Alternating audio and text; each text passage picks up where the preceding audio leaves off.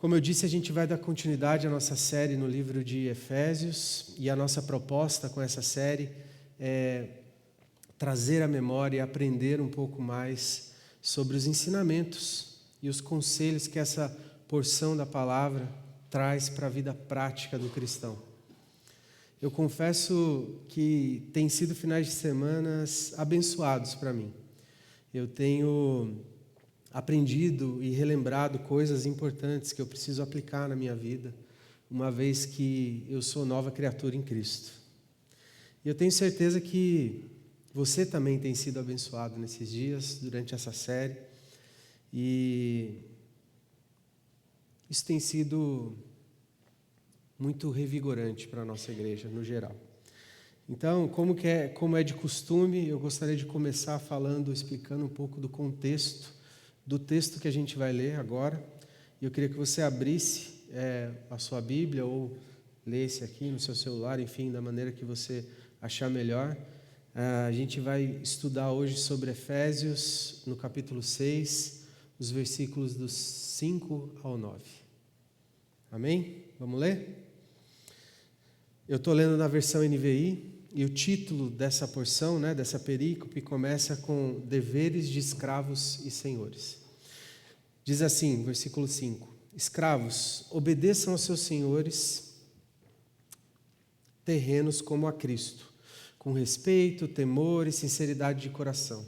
Obedeçam-lhes não apenas para agradá-los quando eles os observam, mas como escravos de Cristo, fazendo de coração a vontade de Deus. Sirvam com boa vontade, como quem serve ao Senhor, não aos homens, porque vocês sabem que o Senhor recompensará cada um pelo bem que praticar, seja escravo ou seja livre. Vocês, senhores, tratem os seus escravos da mesma forma.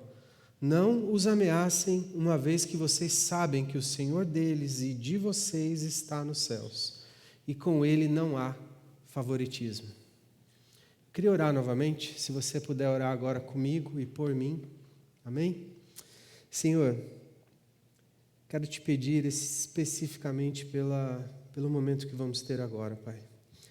Momento em que a Tua palavra é semeada. Que o Senhor me use, apesar de mim, que o Senhor esteja preparando aqui os corações, Pai, as mentes como terra fértil. Que o Senhor fale conosco nessa noite, em nome de Jesus. Amém. Então, o que está acontecendo aqui? Eu não sei você, mas a minha primeira impressão, a primeira pergunta que me vem à mente, quando eu li esse trecho, é por que Paulo, logo de cara, não recrimina e abole a escravidão? Logo de início, por que ele não faz isso?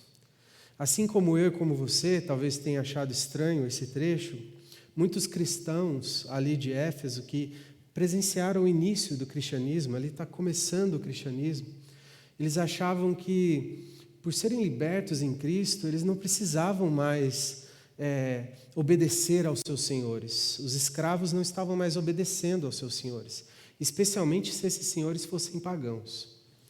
Eles achavam também que não era certo ser um cristão e ter outro escravo como cristão. Eles usavam a ideia de que em Cristo não há escravo nem livre. Eles justificavam esse comportamento com esse argumento. Mas essa atitude deles acabou levando muitos a agirem de forma errada, desonrando o nome de Cristo. Por isso Paulo escreve essas orientações, deixando orientações para os servos e deixando para eles que era aceitável, sim, que cristãos que possuíssem riquezas, inclusive escravos, poderiam possuir escravos, desde que essa relação, aí a gente vai falar um pouquinho depois sobre isso, desde que essa relação fosse conduzida da forma certa. Um bom exemplo que a gente pode ter aqui na Bíblia sobre escravo, sobre esse tema, está no livro de Filemão. É uma pequena carta, ali no meio, um capítulo só, mas cheio de lições. Nesse livro a gente pode ver a história de Onésimo. Onésimo era um escravo. Ele era escravo de Filemão. Um cristão, o Filemão era um cristão que provavelmente ele tinha uma igreja ali na sua casa, e ele é um cristão de posses. Só que Onésimo fugiu, o que na época era um crime muito grave, fugir. Se um escravo fugisse, ele estava cometendo um crime. E tudo indica que, além de fugir, Onésimo levou algo de valor com ele, ou seja, ele roubou. E no meio dessa fuga de Onésimo, ele acabou conhecendo o apóstolo Paulo. E o apóstolo Paulo estava preso, e ele conheceu o apóstolo, e aí que a história de Onésimo começa a mudar. Paulo compartilhou o evangelho com ele, e ele não só se converteu, mas ele se tornou de grande ajuda para o apóstolo. Ele começou a servir Paulo durante o tempo de Paulo na prisão, mostrando que Deus ele transforma vidas, ele transforma a vida até de qualquer pessoa de forma incrível. Mas Paulo, ele tinha noção, ele tinha conhecimento da situação de Onésimo. E ele sabia que isso precisava ser resolvido. Então Paulo ele escreve uma carta bem especial a Filemão, pedindo que ele recebesse Onésimo de volta, mas não como um escravo qualquer, e sim como um irmão em Cristo. Paulo foi muito cuidadoso, apelando ao amor, à fé de Filemão. E Paulo até se oferece a pagar a dívida que Onésimo tinha. E o mais legal é que essa carta, ela mostra para a gente que o Evangelho, ele quebra barreiras sociais. Ele transforma relacionamentos. Onésimo, que era um escravo fugitivo, agora ele era visto como irmão de fé de Filemão. Paulo não exige que Filemão liberte Onésimo, mas ele deixa claro que o relacionamento deles, a partir de agora, tinha que ser diferente. Baseado no quê? No amor e na igualdade espiritual. Essa história, ela é muito interessante porque ela ensina sobre perdão, sobre reconciliação e sobre como Deus transforma as situações mais complicadas para a glória dele. É um grande exemplo de como a fé em Cristo, ela muda tudo. A fé em Cristo pode mudar todas as coisas, começando pelos nossos relacionamentos, independente da nossa situação social. No Império Romano, esse é um dado bem interessante, havia cerca de 60 milhões de escravos. Eles eram vistos como propriedade sem direito. O escravo era uma coisa, que você usava para trabalhar, uma ferramenta. E apesar disso, o que é interessante é que nem Paulo, nem os outros apóstolos promovem revoluções políticas. Eles não promovem uma revolução social, juntando todo mundo para abolir a escravidão. Mas eles os apóstolos ensinam valores espirituais que transformam a sociedade e que isso vai sendo feito ao longo do tempo. Os apóstolos, eles não eram ativistas sociais, mas eles eram mensageiros da boa nova de Cristo, da salvação. A resposta, presta atenção, a resposta para a mudança da nossa sociedade caída, independente se na época ou hoje, não está num político de estimação, ou no seu partido, ou do meu partido de estimação. Apesar disso, a Bíblia não ignora a realidade dura da escravidão, mas ela ensina princípios essenciais, como a igualdade espiritual entre senhores e escravos. E esses ensinamentos, com o tempo, eles vão enfraquecendo e eliminando essa prática da escravidão. Podemos entender, então, que o verdadeiro Evangelho de Cristo não tem a intenção de transformar o mundo por meio de revolução política, de revolução social ou econômica, mas sim por uma revolução moral, espiritual e inicialmente pessoal.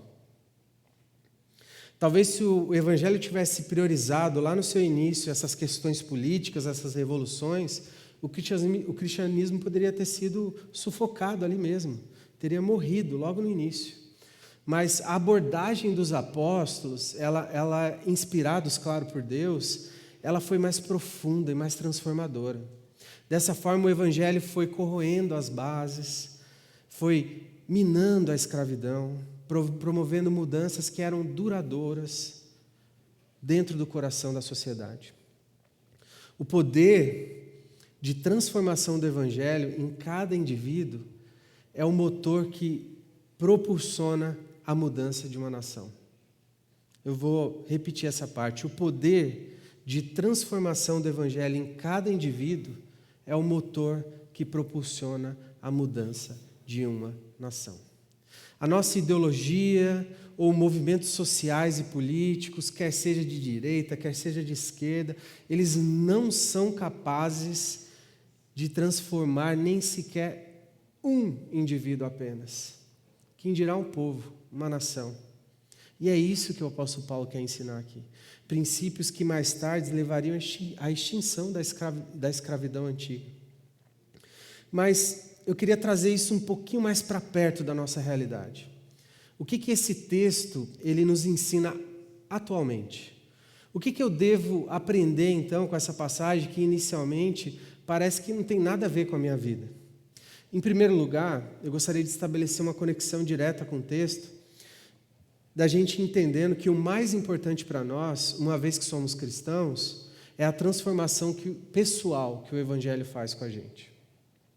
Qualquer transformação social que aconteça conosco, ao nosso redor, ela é ineficaz caso não haja a verdadeira revolução que somente Deus pode fazer em mim e em você.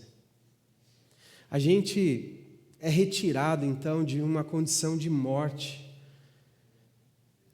Não é qualquer morte, é uma morte eterna, e somos trazidos para a esperança que Cristo nos dá.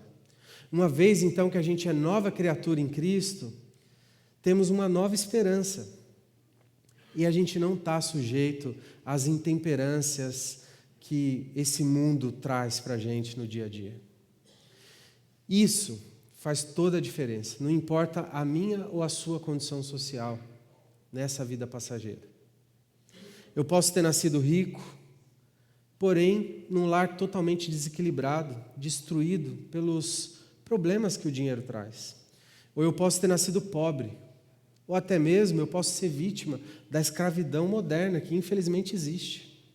Não importa o contexto externo, mas sim o contexto diante da eternidade, coberto ou não pelo sangue de Cristo. E isso faz diferença. Tendo então deixado aqui bem claro a irrelevância social em relação à nossa conexão com o texto, não importa se hoje não existe escravo, a nossa conexão com esse texto é direta e muito clara, a gente pode seguir em frente e conectar ainda mais um pouco para a nossa realidade, o que Paulo está dizendo aqui. E eu tenho certeza que aqui nesse auditório hoje a gente não tem nenhum escravo, muito menos senhor de escravo. Amém? Apesar que a vida imigrante ela é desafiadora e ela tende a ser um pouco difícil às vezes, nós temos trabalhado em ambientes normais na medida do possível. E a gente tem recebido, né, por isso. Ninguém está trabalhando aqui sem receber. Se tiver, venha falar com a gente. Amém? A gente vai te ajudar. Mas o que Paulo nos ensina a fazer então é que a gente precisa trabalhar como remido. A gente deve mudar a nossa perspectiva em relação ao trabalho e à vocação. E aí a gente vai entrar um pouco mais no tema. A gente deve entender que os fundamentos e a redenção do trabalho, eles estão firmados segundo a Bíblia. Deus criou o trabalho. O trabalho é parte original do plano de Deus. O trabalho reflete a natureza criadora de Deus. O trabalho é bom. Mas o pecado, ele trouxe desafios e dificuldades em relação ao trabalho. Isso é uma realidade dura. Em Gênesis 3,19, eu vou ler, diz assim: visto que você deu ouvidos à voz da mulher e comeu da árvore da qual ordenei, a você que não comesse, maldita é a terra por sua causa. Com dores você comerá dela todos os dias da sua vida.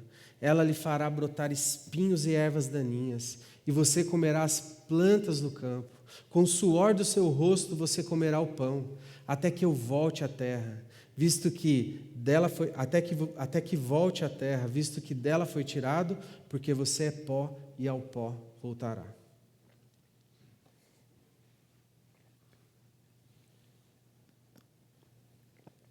Por causa do pecado original, a nossa relação com o trabalho, ela já não é mais a mesma, contida ali no plano original de Deus. Mas a notícia boa é, em Cristo, o trabalho recupera o seu propósito. Em Cristo, nós podemos servir ao próximo e glorificar a Deus por isso. O trabalho, ele é redimido em Cristo, assim como qualquer outra coisa foi redimida em Cristo. Por isso a gente deve, então, valorizar o nosso trabalho. A gente deve tratar o trabalho como algo digno, independente da sua remuneração ou do status que você tem nessa sociedade. A gente deve, então, identificar áreas do nosso trabalho que refletem as dificuldades da queda e buscar soluções para isso. A solução aqui é pedir para Deus estratégias para enfrentar o trabalho com o coração no lugar certo, honrando a Deus e fazendo o nosso melhor. É nesse ponto que eu gostaria de trazer algumas reflexões muito interessantes que falaram muito comigo ao estudar e escrever esse sermão. E eu espero que fale com você também. Existem alguns mitos que, se você é crente, você já ouviu, acreditou e talvez até acredite até hoje sobre o trabalho. O primeiro é que fé e trabalho não devem ser vistos como peças desconectadas. O trabalho e a fé, eles devem ser partes integradas da nossa vida cristã. Onde a fé, ela influencia profundamente a nossa atividade profissional. Para entender isso de forma clara, a primeira pergunta que a gente deve fazer é: como que eu posso servir a Deus, então, e ao próximo, porque eu não sirvo a Deus se eu não servir o meu próximo, no que eu já faço, então, diariamente, não importa o que seja. Se você é um crente remido pelo sangue de Cristo, sua vida profissional, ela não está separada da sua vida de fé.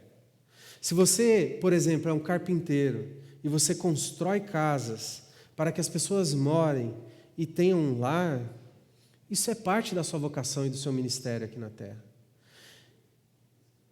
E não é diferente de, como carpinteiro, que você faça uma viagem missionária, por exemplo, e construa casas para crianças na África ou no sertão do Brasil. Não existe diferença entre esses dois trabalhos. Os dois são para a honra e para a glória de Deus. E os dois precisam ser feitos com o mesmo cuidado, com a mesma diligência, com a mesma disposição. Outra coisa que a gente precisa entender é que não necessariamente eu e você a gente vai trabalhar com aquilo que a gente ama. Seria muito bom, eu digo isso de coração, seria muito bom se sempre fosse assim. Mas a realidade é que não é assim que acontece.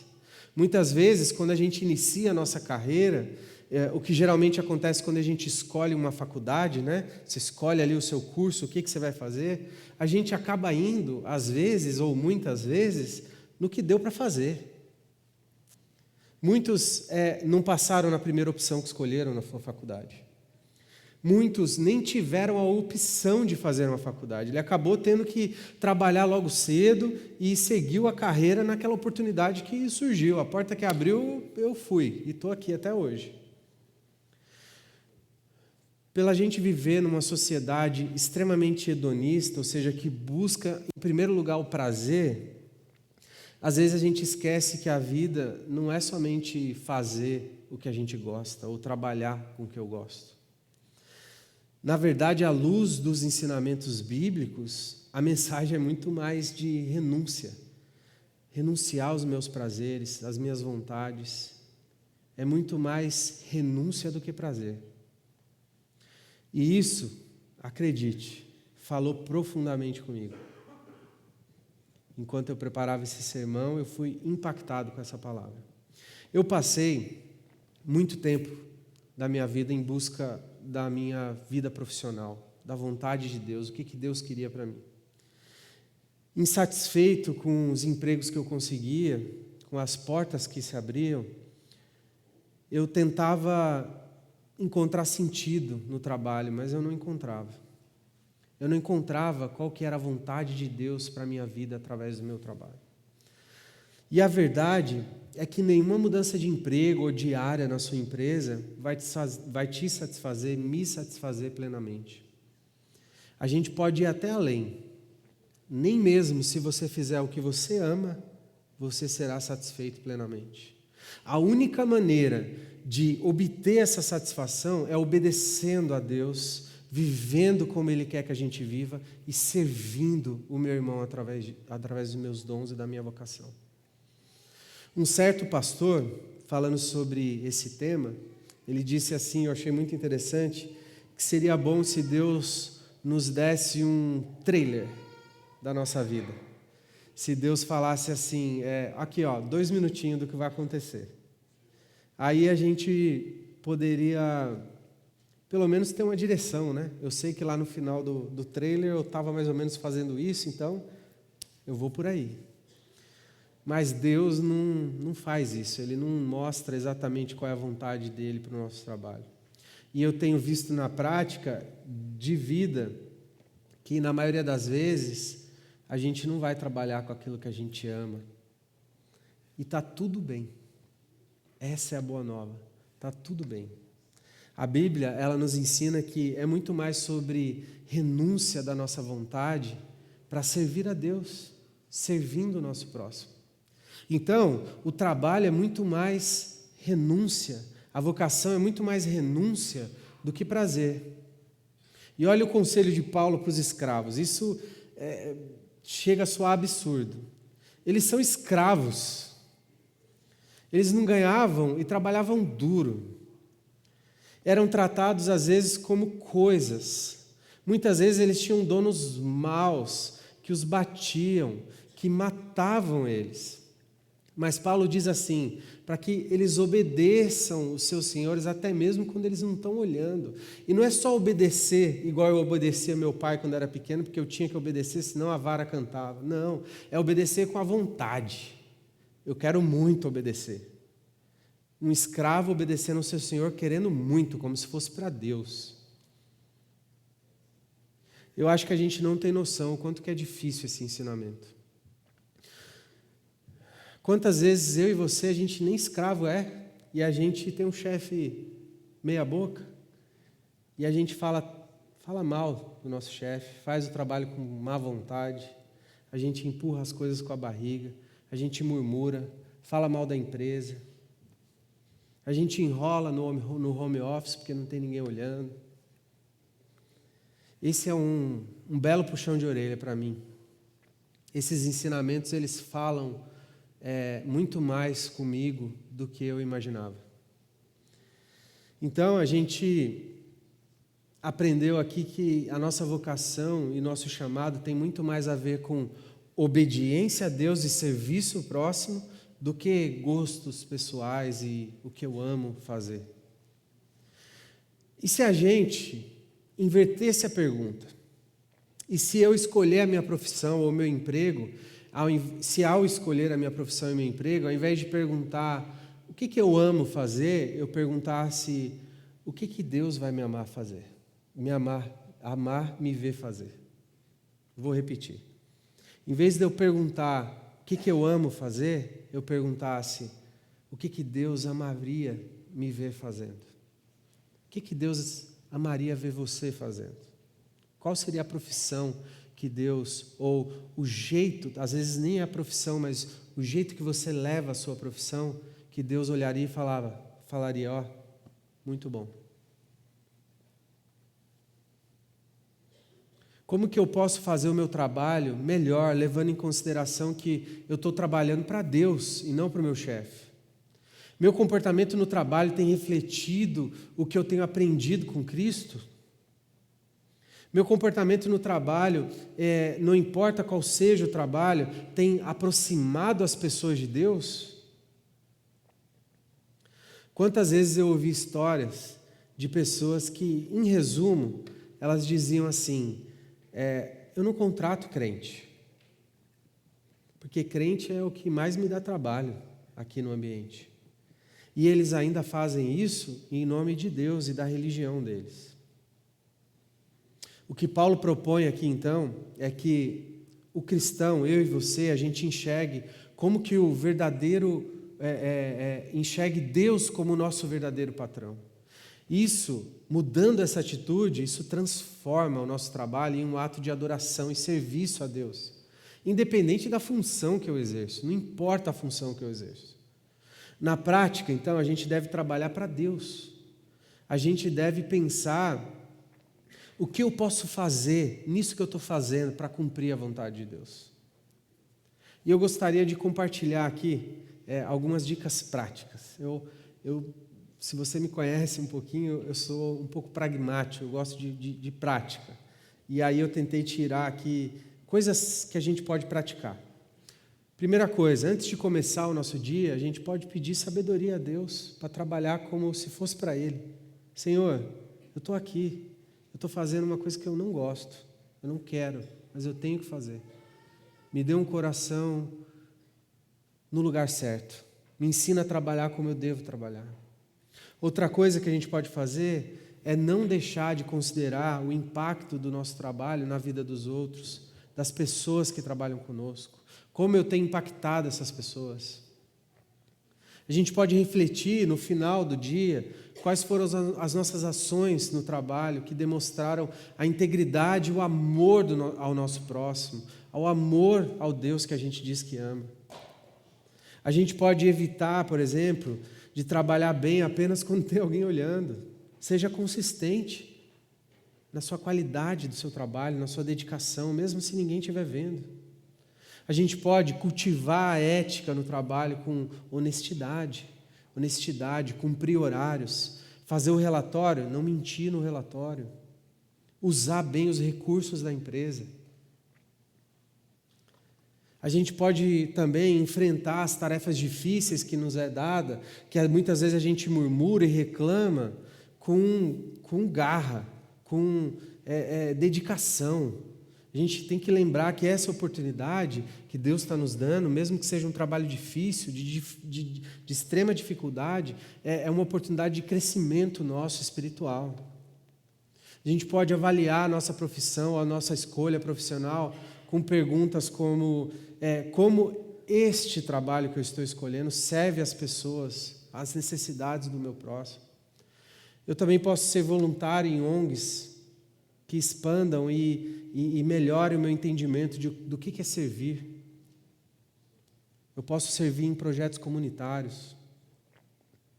Eu posso encontrar oportunidades no meu trabalho atual, naquilo que eu estou fazendo, para exercer a minha compaixão pelos meus colegas, pelas pessoas que estão em volta de mim.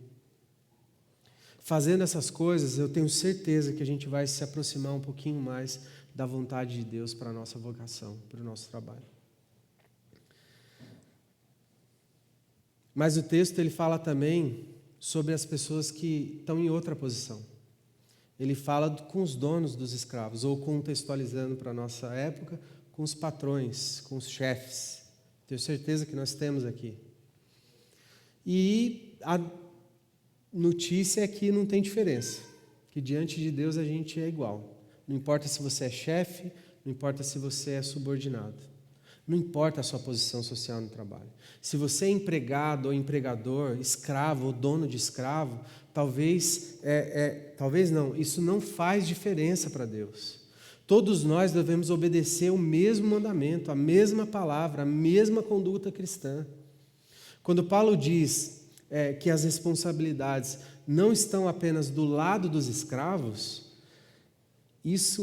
mas dos senhores de escravos também, eles também têm responsabilidades, isso é totalmente disruptivo para a época.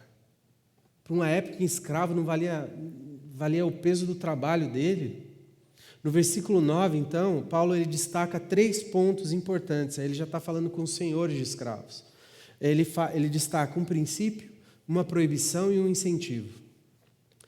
Paulo ensina que os patrões, eles devem tratar os seus empregados da mesma forma como eles gostariam de ser tratados. Se você quer respeito, demonstre respeito. Se você espera dedicação, dedique-se à sua empresa, aos seus funcionários. Isso reflete a regra de ouro de Jesus. Assim como está lá em Lucas 6,31, que diz: façam aos outros o que vocês querem que eles façam a vocês. Já viu aquela propaganda, gentileza gera gentileza? Está na Bíblia, não tem nada novo. Então, se você é patrão, se você é chefe, seja um patrão, um chefe justo, piedoso, lembrando que você é servo de Deus. Dê o exemplo no ambiente do seu trabalho. Mostre consideração pelas pessoas. Invista no bem-estar dos seus funcionários. Ofereça condições dignas de trabalho para os seus funcionários. Paulo também proíbe os patrões, os chefes, de usarem ameaças para controlar os empregados. Naquele tempo, e até hoje, a gente pode ver alguns exemplos, era comum que os escravos vivessem sob constante intimidação, às vezes a sua vida. Mas isso era contra os valores cristãos. A autoridade verdadeira, ela não é imposta. Você não impõe a autoridade à força, você conquista. E como que você conquista? Você conquista pelo exemplo. Evite usar a manipulação para obter coisas e resultados da sua equipe. Seja um líder que inspira. Ofereça um ambiente de constante motivação. Adote uma postura humilde. Entenda o que é liderar, o que é servir. Tem uma pessoa, tem alguém que fez isso de maneira majestosa. Jesus diz em Mateus 20, 27, nos deu o exemplo que quem quiser ser o maior deve ser servo de todos. O maior é o servo de todos. A lógica bíblica, ela é totalmente inversa. Então, se você é patrão, garanta que seus funcionários sejam tratados com bondade, evitando práticas injustas, salários baixos ou exploração. Independente se a empresa é sua, ou se você é um chefe, tem um cargo em alguma empresa, lute pelos direitos de forma cristã.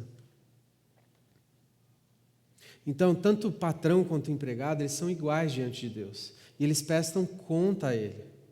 Deus não faz distinção de pessoas. Todos são responsáveis pelas suas atitudes, quer escravo ou dono de escravo. Então, reconheça que a sua posição de liderança é uma oportunidade de servir e não de mandar. Lembre-se que você vai responder diante de Deus pela posição que Ele te colocou. Pela posição que Ele te colocou e os funcionários que Ele colocou debaixo de você.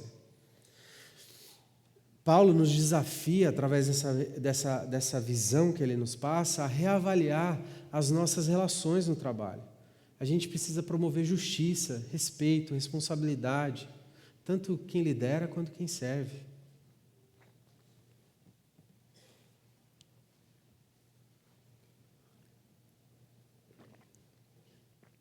Esse é um modelo que não transforma só o ambiente profissional, mas também o caráter das pessoas.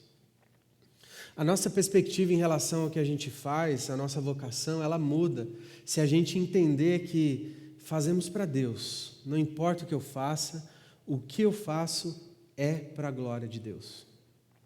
Eu e você, a gente tem o melhor exemplo que a gente poderia ter de alguém que entendeu e obedeceu à vontade de Deus de forma sacrificial e perfeita.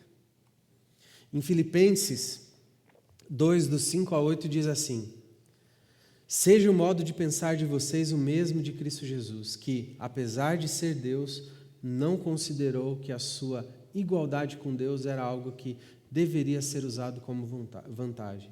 Antes, esvaziou a si mesmo, assumindo a forma de servo, tornando-se semelhante aos homens, sendo encontrado em figura humana, humilhou-se e foi obediente até a morte e morte de cruz. Jesus Cristo, que é o Senhor de toda a criação, o Deus, Ele escolheu se tornar servo. E isso é algo tão impressionante que a gente não consegue nem entender. Paulo explica que Jesus, mesmo sendo Deus, Ele não se agarrou a esse status divino. Pelo contrário, Ele renunciou isso, assumiu a forma humana e viveu como servo, obedecendo a Deus até o momento mais difícil, a morte, crucificado. Isso, meus irmãos, é humildade e serviço em um nível jamais visto. Não é possível alguém igualar a esse feito. O que Jesus nos ensina é que a verdadeira grandeza, ela não está em mandar ou no status que você tem na sociedade, mas servir. A resposta é servir. Ele mostrou isso claramente, Jesus, quando ele lavou os pés dos discípulos. Algo que na época era muito sério, era feito pelos servos mais baixo escalão, lavava os pés das pessoas quando chegavam. Imagina comigo, o Criador do universo fazendo o trabalho mais simples para mostrar para mim e para você que o amor e o serviço são o coração do reino de Deus. Além disso, Jesus não só serviu quando era fácil, ele continuou obedecendo, servindo mesmo em situações extremamente difíceis. A cruz foi a maior demonstração de obediência e humildade. Ele confiou no plano de Deus, mesmo quando isso significava sofrimento e injustiça para ele. Jesus nos chama a viver de uma forma diferente. É algo que vai de encontro à nossa cultura na atualidade. Não faz sentido na atualidade. É totalmente sem senso, sem lógica. E isso nos desafia a mudar a nossa ideia de sucesso. Não é sobre status, poder ou reconhecimento, mas sobre como podemos usar as nossas vidas para impactar e ajudar os outros. Então, seja no trabalho, na família ou em qualquer outro lugar, Jesus convida a gente a abraçar as tarefas humildes, enfrentar desafios com confiança em Deus e fazer isso, fazer do serviço ao próximo uma prioridade. Eu não sei se você conhece, mas eu conheço pessoas que são exemplos de serviço. Pessoas que servem. E às vezes é num ambiente mínimo, você nem fica sabendo. Mas ela faz a diferença na vida de pessoas no dia a dia.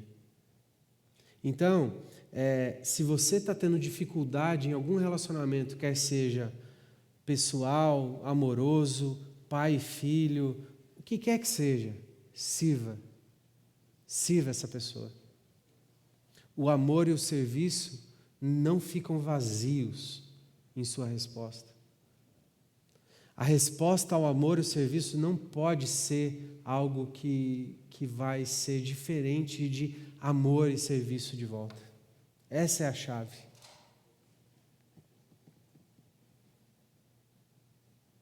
Jesus foi o exemplo disso.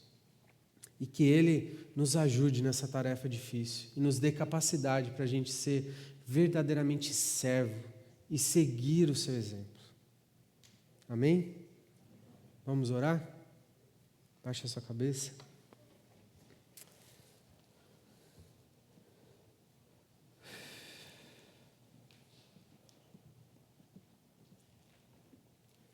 Senhor, obrigado, Pai, pela Tua palavra. Obrigado porque o Senhor nos serviu de uma forma que a gente não poderia fazer no Teu lugar. Obrigado porque o maior problema que a gente tinha, o Senhor resolveu na cruz. E obrigado porque o Teu sangue, o Teu sacrifício nos alcançou. Obrigado pelo exemplo que o Senhor é para nós. Nos ajuda, Pai. Nos dê um coração de servo. Nos ajude a servir a nossa família, servir no nosso trabalho. Que o nosso serviço alcance pessoas, que as pessoas através da nossa vida de serviço conheçam a Ti.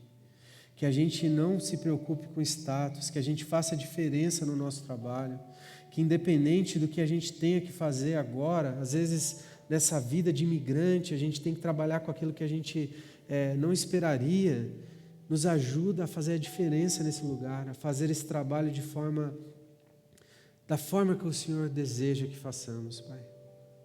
Abençoa cada irmão aqui a ser luz, a ser luzeiros no teu trabalho,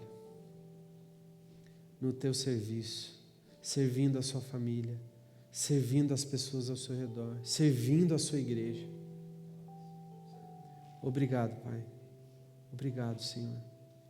Que o Senhor nos abençoe, em nome de Jesus. Amém. Deus abençoe vocês.